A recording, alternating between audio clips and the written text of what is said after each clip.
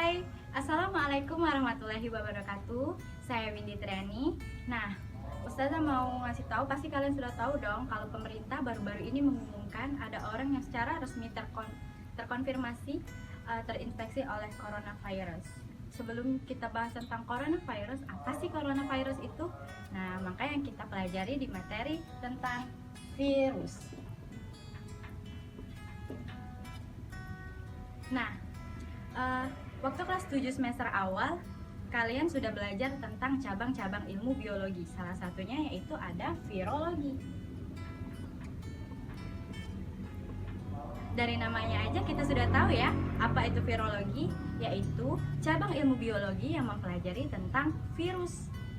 Sebelum Ustazah bahas tentang struktur, penyebarannya, perkembangbiakannya, kita akan bahas tentang sejarah virus. Sejarah virus pada awal mulanya sekitar tahun 1883 ada penyakit pada daun tanaman tembakau. Nah, di daun tanaman tembakau ini ternyata terdapat bercak-bercak. Nah, daun tembakau ini kan adalah komoditas penting ya untuk pabrik pembuat rokok. Kalau nggak diobatin maka petani rugi dong. Makanya ini menarik perhatian oleh seorang saintis yaitu Adolf Meyer.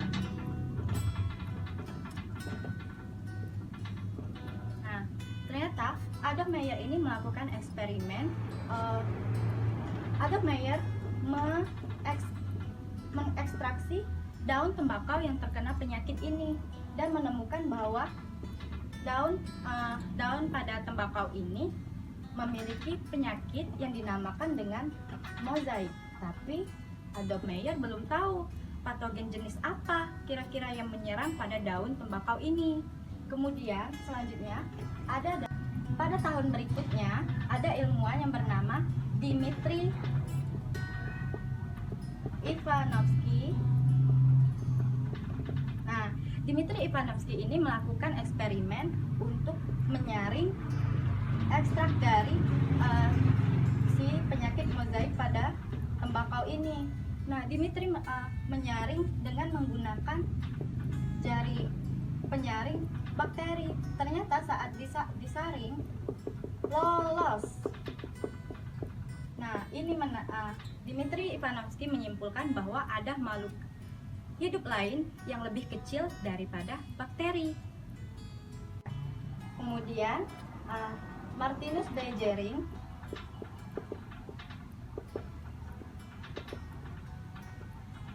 melakukan eksperimen.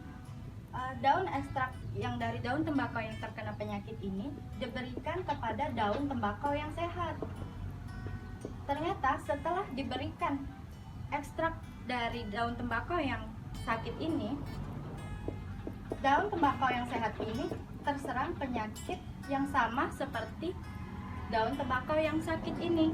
Nah, Martinus Beijering menyimpulkan bahwa ada makhluk hidup kecil yang dapat patogen ini dapat bereproduksi. 1935 ada ilmuwan yang bernama Wendell Wesley. Nah, Wendell Wesley ini ternyata menemukan bahwa makhluk hidup yang ada di daun tembakau ini dapat dikristalkan. Nah, sampai saat inilah makhluk hidup yang dijelaskan itu disebut dengan virus. Nah, sekarang kita bahas tentang struktur virus. Yang pertama, virus itu bersifat aseluler. Artinya dia tidak memiliki sel. Karena dia tidak memiliki sel, maka virus itu tidak memiliki membran sel. Karena tidak memiliki membran sel, maka tidak memiliki juga membran inti. Termasuk tidak memiliki nukleus atau inti sel. Kemudian tidak memiliki cairan sel atau yang disebut dengan sitoplasma. Yang kedua, struktur virus itu yaitu terdiri dari asam nukleat,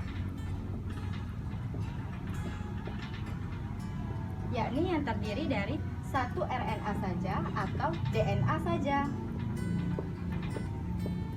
Yang ketiga, virus itu mampu bereproduksi.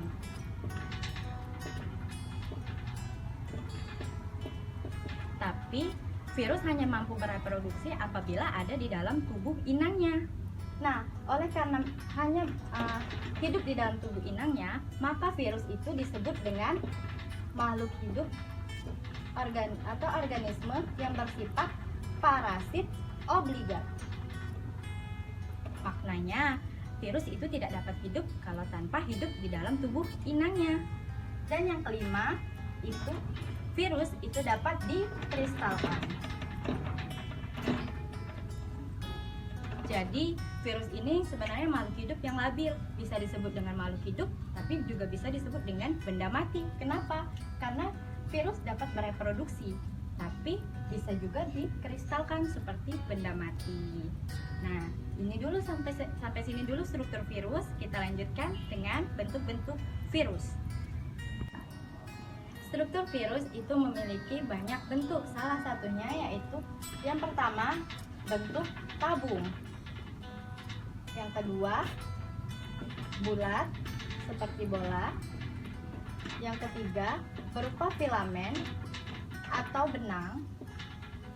Dan yang keempat, itu menyerupai bentuk huruf T.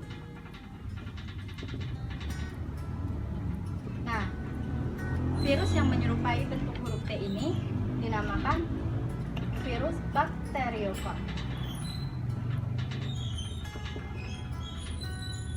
Bakteriofag ini adalah virus yang menyerang bakteri. Oke, sekarang kita bahas tentang struktur virusnya. Ustazah akan gambarkan dulu.